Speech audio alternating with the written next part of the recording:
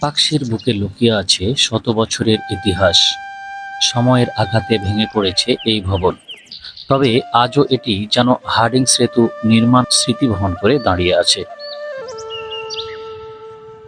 পাশেই রয়েছে Rooppur railway station, যেখানে এখনো ইতিহাস আর বর্তমান পাশাপাশি চলতে দেখা যায়।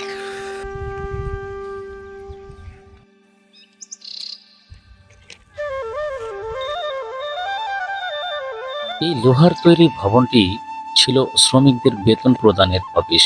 বলা হয় হার্ডিং সেতু নির্মাণের কালে প্রতিদিন প্রায় 24,500 শ্রমিক এখান থেকে তাদের পারিশ্রমিক গ্রহণ করতেন। দিন শেষে শুধু মানুষই নয়, পশু পাখিরাও ফিরে যায় তাদের আপন ঠিকানায়।